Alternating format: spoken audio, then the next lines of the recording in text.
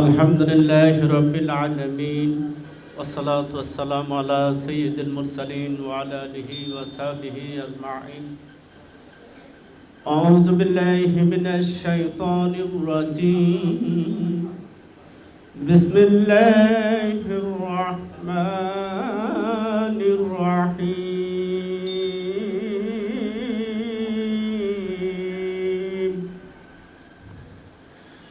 يا أيها الناس اعبدوا ربكم الذي خلقكم والذين من قبلكم لعلكم تتقون. إلى الله. وعن أنس رضي الله عنه قال رسول الله صلى الله عليه وسلم قوموا إلى الجنة أرجها السماوات والأرض. إلى آخر الحديث. আলহামদুলিল্লাহ, যে মহান আল্লাহ সুবহানাহু ওয়া তাআলা যার মেহেরবানিতে বাংলাদেশ আহলে হাদিস জামাত ও বাংলাদেশ আহলে হাদিস ছাত্র সমাজ যৌথ উদ্যোগে ঢাকার প্রাণ কেন্দ্রে আজকের এই সুরিটোলা স্কুল মাঠে তাবলীগে ইজতেমা, আজকের এই তাবলীগে ইজতেমায় যে মহান আল্লাহ সুবহানাহু ওয়া তাআলা আমাদেরকে এখানে উপস্থিত হওয়ার তৌফিক দান করেছেন, সে আল্লাহ সুবহানাহু ওয়া তাআলা আল্লাহ তাবারক তার প্রশংসা করি, সবাই বলি আলহামদুলিল্লাহ। আর তার প্রিয় রাসূল বিশ্ব মানবতার মুক্তির দূত সর্বকালের সর্বশ্রেষ্ঠ নবী দোজাহানের কামিয়াবী নবী বিশ্ব নবীর প্রতি শত কোটি দরুদ ও সালাম বর্ষিত হোক, সবাই বলি আল্লাহুম্মা সাল্লি আলাইহি আল্লাহুম্মা বারিক আলাইহি। সম্মানিত উপস্থিতি, আজকের এই জালসার সম্মানিত সভাপতি এবং মঞ্চে শ্রদ্ধেয় ওলামা বৃন্দ এবং সামনে রয়েছেন বিভিন্ন ডিস্ট্রিক্ট থেকে আগত মুসলিম ভাইরা, মহান আল্লাহ সুবহানাহু ওয়া তাআলা ঘোষণাই করেছেন ইয়া আইয়ুহান নাসু উবুদু রাব্বাকুমুল্লাযী খলাকাকুম। আল্লাহ সুবহানাহু ওয়া তাআলা এখানে সমস্ত পৃথিবীর মানুষকে আহ্বান করেছেন, পৃথিবীর সমস্ত মানব জাতিকে আহ্বান করেছেন যে তোমরা সেই রবের দাসত্ব করো, গোলামি করো যে রব তোমাদেরকে পাঠিয়েছেন, সৃষ্টি করেছেন। যদি ওই রবের দাসত্ব গোলামি করা যায়, যে রব আমাদেরকে পাঠিয়েছেন সেই রবের দাসত্ব গোলামি করলে তাহলেই আমরা তাকওয়ার অধিকারী হতে পারবো, মুমিন হতে পারবো, ঈমানদার হতে পারবো, পরহেজগারিতা অর্জন করতে পারবো। আর যদি রবের দাসত্ব গোলামি থেকে পিছনে সরে পড়ি তাহলে আমরা দুনিয়া ও আখিরাতে পিছনে চলে যাব। আজকে বাংলাদেশ আহলে হাদিস জামাত এই দুর্দিনের মধ্যে কোভিড-19 কারণে যেখানে প্রোগ্রাম করা খুব কষ্টকর, তারপরও এখানে আল্লাহ সুবহানাহু ওয়া তাআলা আমাদের এই সুন্দর এই অবস্থায় যে তৈরি করে দিয়েছেন, এই জন্য আল্লাহ সুবহানাহু ওয়া তাআলার কাছে আবার আলহামদুলিল্লাহ আলহামদুলিল্লাহ। কাজী আল্লাহ সুবহানাহু ওয়া তাআলা আল্লাহ রাসূল আখির জামানার নবী বিশ্ব নবী মুহাম্মদুর রাসূলুল্লাহ সাল্লাল্লাহু আলাইহি সাল্লাম একদিন সাহাবাদের নিয়ে দাঁড়িয়ে আছেন। এমনি সময় আব্দুল্লাহ ইবনে মাসউদ সামনে দাঁড়িয়ে, সহিহ বুখারীতে হাদিসটি বর্ণনা করা হয়েছে। আব্দুল্লাহ ইবনে মাসউদ রাদিয়াল্লাহু আনহু আল্লাহর নবী ডাক দিলেন, হে আব্দুল্লাহ ইবনে মাসউদ, তুমি মহাগ্রন্থ আল কোরআন থেকে কিছু অংশ তেলাওয়াত করে আমাকে শোনাও। আব্দুল্লাহ ইবনে মাসউদ রাদিয়াল্লাহু আনহু বললেন, ইয়া রাসূলুল্লাহ, ইয়া হাবিবাল্লাহ, এটা কেমন করে সম্ভব হবে যে মহাগ্রন্থ এক এক করে জিবরাইল আমিন এক এক করে আপনার কাছে অবতীর্ণ করেছেন, আপনার কাছে মহান রব ওই হিসাবে পাঠিয়েছেন, সেই মহাগ্রন্থ কেমন করে আপনাকে আমি পাঠ করে শোনাবো? আল্লাহর নবী বললেন, ও আব্দুল্লাহ ইবনে মাসউদ, আমি অন্যর কণ্ঠে মহাগ্রন্থ আল কোরআনের তেলাওয়াত শুনতে আমার কাছে সবচাইতে মধুর লাগে, আমার কাছে সবচাইতে ভালো লাগে।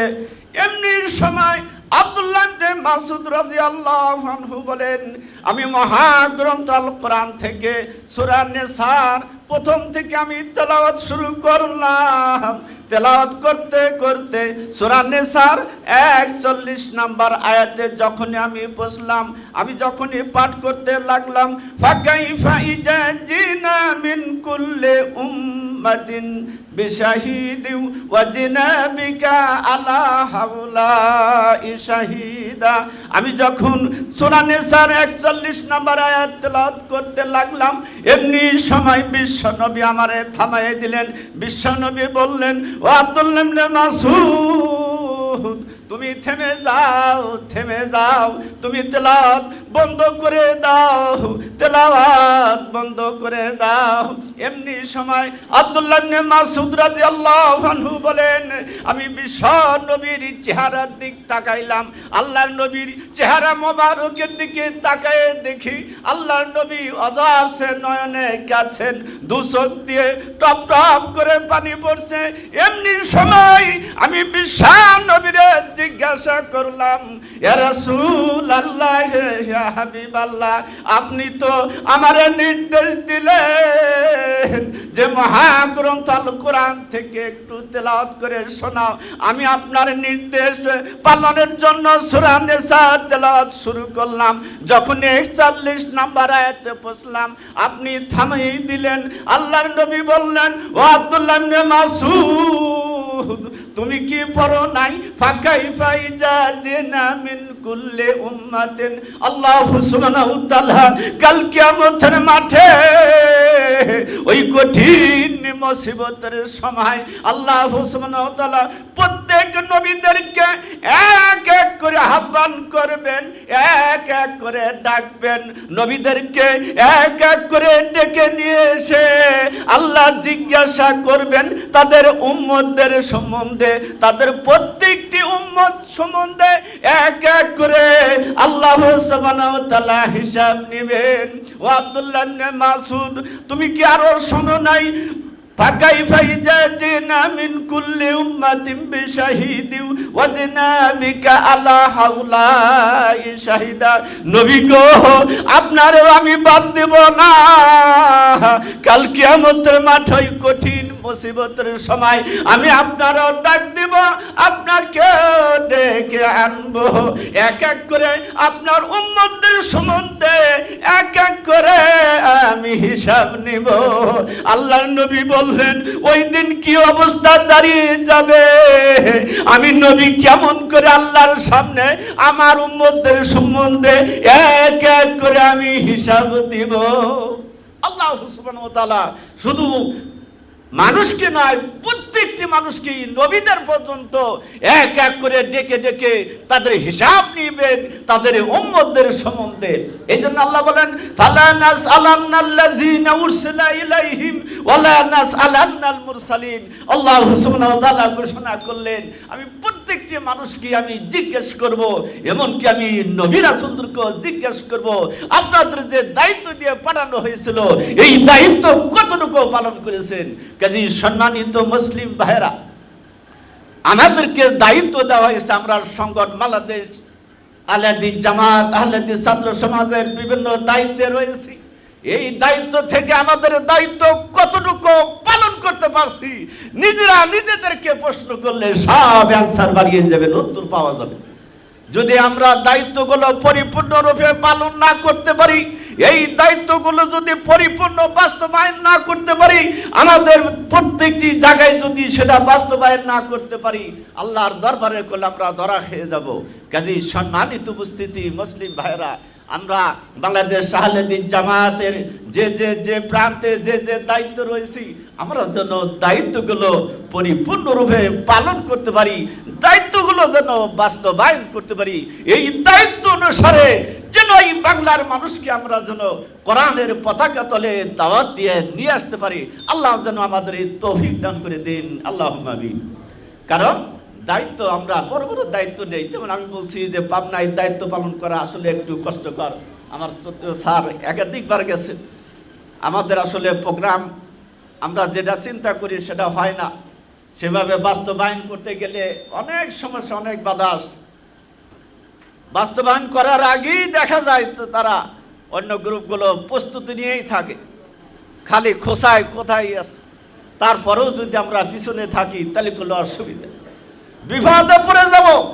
কাজে আল্লাহর কাছে জবাব দিতে পারবো না। কাজে জবাব দেওয়ার জন্য আমাদেরকে যথাস্থানে থেকে দায়িত্বগুলো পালন করতেই হবে। সম্মানিত উপস্থিতি, কাজী আমি আপনাদেরকে আহ্বান করব যে আল্লাহ সুবহানাহু ওয়া তাআলা নবী রাসূলকেও ছাড়বেন না। নবী রাসূলকে আল্লাহ ধমক দিয়েছেন, আর আমরা তো ধমক ততটুকু খাই না, আঘাতও পাই নাই, জেলখানাও ঢুকি নেই। কাজে তো ভয় যে কিসের আল্লাহ জানে। আমি নিজেকেও ভয় করি যে কি হবে, মনে হয় সমস্যা পড়বেও। আসলে করে সব সমস্যার সমাধান করে দেন মহান রব। আল্লাহ রাসূল বদর যুদ্ধের জন্য সাহাবাদের আহ্বান, অর্থাৎ বদর যুদ্ধের দামামা বেজে গেছে। এমনি সময় আল্লাহ রাসূল বললেন, কুমু ইলাল জান্নাতি আরদুহাস সামাওয়াতি ওয়াল আরজ, তোমরা সেই জান্নাতের দিকে ধাবিত হও যে জান্নাতের প্রশস্তা জমিন থেকে আসমান পরিমাণ ব্যাপ্ত। সাহাবী হুমামা ইবনুল হুমাইরা আনসারী রাদিয়াল্লাহু আনহু রাসূলকে বললেন, ইয়া রাসূলুল্লাহ, ইয়া হাবিবাল্লাহ, সত্যি কি জান্নাত জমিন থেকে আসমান পরিমাণ ব্যাপ্ত? আল্লাহর নবী বললেন, হ্যাঁ। হযরত হুমামা ইবনুল হুমাইরা আনসারী রাদিয়াল্লাহু আনহু বললেন, ইয়া রাসূল, আমার জন্য একটু দোয়া করুন, আমি যেন ওই জান্নাতের অধিকারী হতে পারি। আল্লাহ রাসূল দোয়া করলেন, হ্যাঁ তুমি ওই জান্নাতের অধিকারী। এমনি সময় কিছু খেজুর তার থলিতে ছিল, মুঠের মধ্যে নিয়ে একটা করে খাচ্ছিলেন। যুদ্ধের দামামা বেজে গেছেন। এমনি সময় তিনি চিন্তা করলেন, আসাস এই বলে শব্দ ব্যবহার করছেন। আল্লাহ নবী বললেন, তুমি কেন এই শব্দ ব্যবহার করলে? খেজুর খাচ্ছেন, খেজুর খাইতে খাইতে যুদ্ধের দামামা যখনই শুরু হয়ে গেল, তিনি সাহাবী খেজুরগুলো ছিটকে ফেলে দিয়ে, সম্মানিত উপস্থিতি, খেজুরগুলো ছিটকে ফেলে দিয়ে তিনি কি করলেন? যুদ্ধের দিকে ধাবিত হলেন। যা হোক, আজান পড়ে গেছেন।